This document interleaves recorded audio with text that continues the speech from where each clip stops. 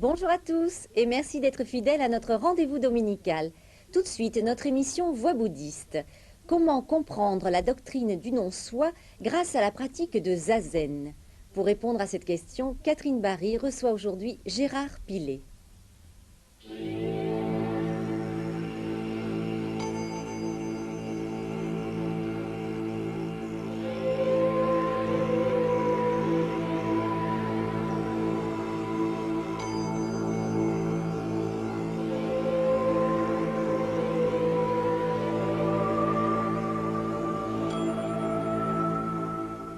Bonjour à tous. Avant de comprendre ce qu'est la réalité du non-soi, qui est l'un des principes fondamentaux du bouddhisme, tout pratiquant doit d'abord se confronter à ce qu'est l'ego et à ses différentes manifestations.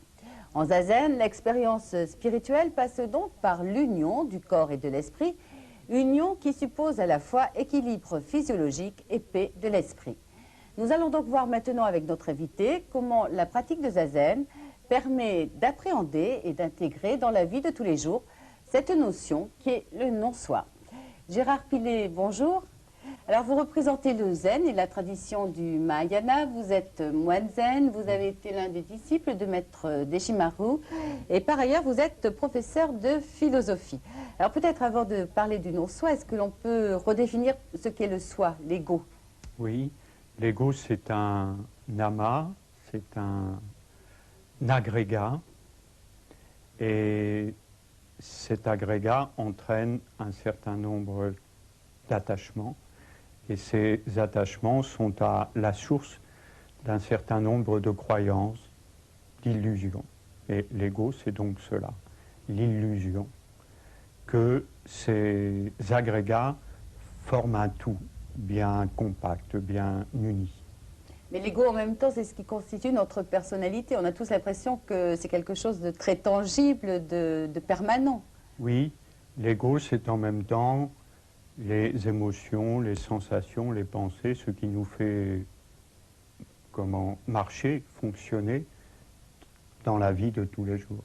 Alors qu'apprend la posture de Zazen par rapport à l'ego? Est-ce que ça nous permet de reconnaître ce qu'est l'ego, ses illusions? Comment ça fonctionne? Alors, durant Zazen, on se rend compte très vite que les pensées n'ont pas de substance, parce qu'on les voit se défiler sur l'écran de la conscience. Et on voit les pensées naître, se manifester, puis s'en aller. Il en va de même pour les émotions. On voit les émotions naître, se manifester, s'en aller. Et il en est de même aussi pour les sensations. On voit les sensations naître, se manifester, s'en aller. Mais est-ce que ça c'est accessible aux pratiquants au début de la pratique? On commence sur la voie parce que ça suppose quand même beaucoup de concentration, beaucoup de vigilance. Je suppose qu'il y a un apprentissage. Oui, l'état d'observation est un peu difficile pour le pratiquant quand il est à ses débuts, parce qu'il a tendance encore à s'identifier à ce flux des pensées, ce flux des émotions, ce flux des sensations. Mais très vite, au bout d'un certain temps, le pratiquant peut se mettre en état d'observation. Et lorsqu'il est en état d'observation, il peut se rendre compte de la non-substantialité de ses pensées, de ses émotions, de ses sensations. Alors justement, à quoi ça correspond cet ego qui est sans substance? Parce que concrètement, ça peut paraître un peu compliqué à saisir. Cet ego qui est sans substance, c'est finalement l'impermanence de toute chose. Les choses qui nous environnent sont très impermanentes. Notre corps est aussi très impermanent. Il est marqué par le changement, le vieillissement. Mais ce dont on se rend beaucoup moins compte, c'est que les éléments de la conscience sont aussi très impermanents. Les émotions, les sensations, les pensées sont impermanentes, et c'est ce dont la méditation zazen nous permet de prendre conscience. Alors, en même temps, on parle beaucoup donc, de l'impermanence de l'ego et de ses différentes manifestations, mais on est dans une société où beaucoup de personnes vivent avec des problèmes de racines, sont déstructurées. Est-ce que ces personnes-là ont déjà réalisé un état sans ego, le non-soi ou... Non, il ne faut pas confondre l'au-delà de l'ego et puis ce qu'on pourrait appeler l'en-deçà de l'ego. L'en-deçà de l'ego, c'est le manque de structure, mais pour obtenir l'état sans ego, il faut déjà que l'ego soit fort et soit bien structuré. C'est un peu semblable à la comparaison qu'on fait d'habitude entre le sage et le petit enfant. On dit que le sage, c'est comme le petit enfant. Et c'est vrai que le sage a les caractéristiques du petit enfant, mais en même temps, ça n'est pas un petit enfant. Il est passé par les stades de l'ego. Alors, quelles sont quand même les caractéristiques du petit enfant que possède le sage? Parce que c'est intéressant. Cette innocence que donne l'absence de l'ego, l'absence du sentiment de l'ego. Ça donne une légèreté, une sorte d'innocence qu'on retrouve chez tous les grands sages. Donc on peut dire que les premières étapes consistent d'abord à reconnaître et à accepter son ego avant d'apprendre à s'en détacher. Oui, cette étape est très très importante. L'acceptation de l'ego, c'est quelque chose de fondamental. Non seulement l'accepter, mais aussi le connaître, le reconnaître. Un maître zen très célèbre à son époque, Kodo Sawaki, disait « L'ombre des pins est fonction de la clarté de la lune ».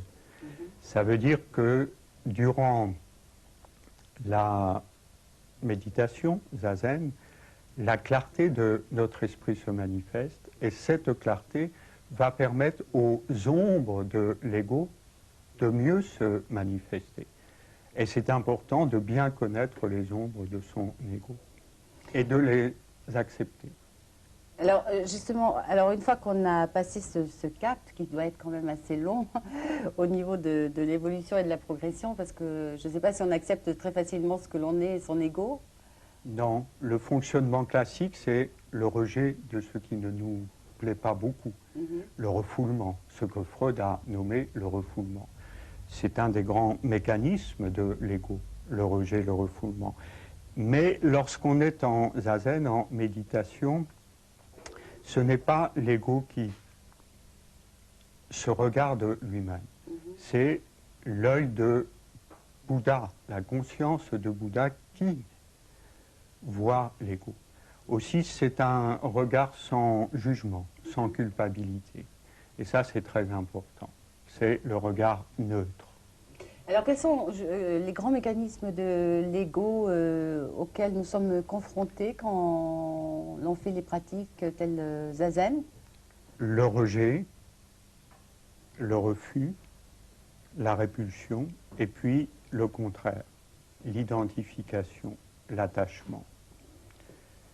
Par exemple, les pensées, les émotions, les sensations, on s'aperçoit que dans la vie quotidienne, on va soit vers le rejet, le refus, soit vers l'identification. Zazen, c'est le juste milieu entre ces deux extrêmes. Plus l'ego est fort et plus l'on se vit comme, d'une certaine manière, séparé des autres. Et plus l'ego diminue, plus on se vit en interrelation forte avec les autres et toutes les existences. Alors là aussi, il faut peut-être faire la nuance entre interrelation, fusion, parce qu'il y a souvent des... on peut se tromper, quoi. C'est un peu difficile parfois. Oui, l'interdépendance, ce n'est pas la fusion, c'est la reconnaissance de l'unité au sein de la multiplicité. Reconnaître l'autre, parce que l'autre n'est pas moi, mais en même temps, savoir que l'autre et moi, nous avons les mêmes racines. Alors, la posture de zazen, traditionnellement, on dit qu'elle permet de découvrir la vraie nature de Bouddha.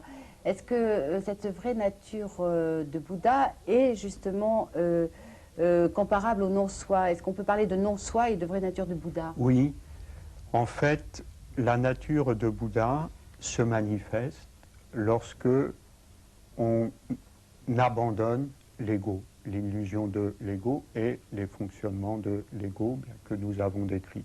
C'est à ce moment-là que se manifeste la nature de Bouddha. Si vous voulez, on pourrait prendre l'exemple de la vague et de l'océan.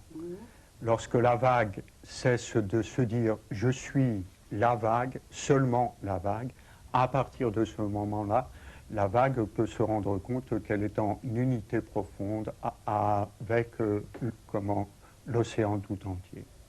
Mais quand on parle de non-soi, à ce moment-là, qui observe? Puisque si l'on est dans le non-soi, c'est difficile de parler encore d'un qui. Oui. C'est Bouddha qui observe, la conscience de Bouddha. Il n'y a plus d'ego qui observe. C'est Zazen qui fait Zazen. C'est Bouddha qui fait Zazen. De la même façon, Maître Deshimaru nous disait souvent, il nous disait, on ne peut jamais savoir les raisons pour lesquelles on pratique la voie. C'est plus fort que nous, c'est au-delà de nous-mêmes, c'est au-delà de l'ego. L'ego, disait-il, Maître Deshimaru, n'a pas beaucoup d'intérêt à pratiquer la voie, mais il y a quelque chose d'autre qui nous pousse vers ça. Ce quelque chose d'autre, c'est Bodashin, l'esprit d'éveil. Alors, cet esprit d'éveil ou cette nature de Bouddha que l'on peut découvrir en pratiquant, est-ce qu'on peut la reproduire dans la vie quotidienne? Est-ce que c'est une expérience qui est reproductible quand même facilement quand on est confronté au stress, à la vie de tous les jours? Oui, mais ça n'est pas très facile. Ça suppose la pratique régulière de la méditation. Si vous pratiquez Zazen le matin, votre vie dans la journée va être très influencée par ça. Et alors, à ce moment-là, vous vivrez la journée, les relations avec les autres de façon plus fluide, de façon plus légère. Ça, c'est un peu la marque du non-ego dans la vie quotidienne. Et plus comment cette sorte de légèreté va s'installer, et plus ce sera l'indication que vous êtes dans le non-ego, dans l'absence d'ego. Alors, cette absence d'ego ne signifie pas que l'on soit indifférent aux autres ou au monde. Non, c'est même un peu l'inverse qui se passe. C'est l'inverse qui se passe parce que, en fait, lorsqu'on n'est pas rivé sur son petit ego, on est beaucoup plus proche de l'autre. Ce qui nous met très à distance de l'autre, c'est l'ego, notre ego. Si on abandonne cet ego, l'autre en face, on peut le sentir, le percevoir, beaucoup plus fortement, beaucoup plus intimement.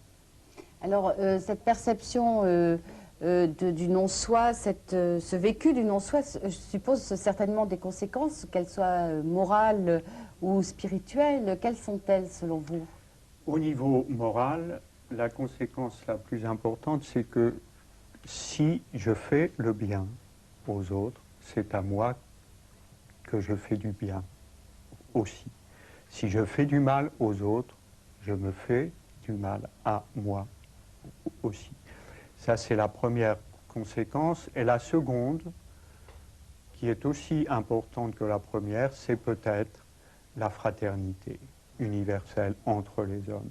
Les hommes sont tous frères, parce que les hommes sont tous les vagues du même océan. Donc, ce qui suppose finalement beaucoup plus de tolérance, de respect, d'amour. De tolérance, d'amour et de respect. Gérard, Nous merci. appartenons tous à la même Famille. famille. D'accord, merci.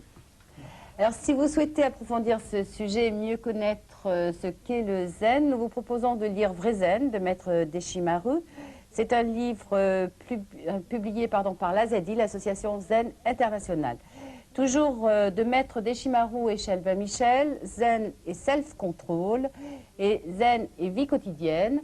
Enfin, aux éditions du Rocher, ces enseignements de Maître Deshimaru, Le rugissement du lion et La voix de la vallée. N'oubliez pas de noter notre adresse si vous souhaitez nous écrire, UBF, boîte postale 240 étoiles, 75 770, Paris CEDEX 16. Pardon. Par ailleurs, si vous disposez d'un Minitel, vous pouvez, en composant le 3615 code France 2, trouver de nombreux renseignements complémentaires sur le bouddhisme en France. C'est la fin de notre émission. Nous vous remercions pour votre fidélité et pour votre nombreux courriers et nous vous souhaitons une très belle journée à tous.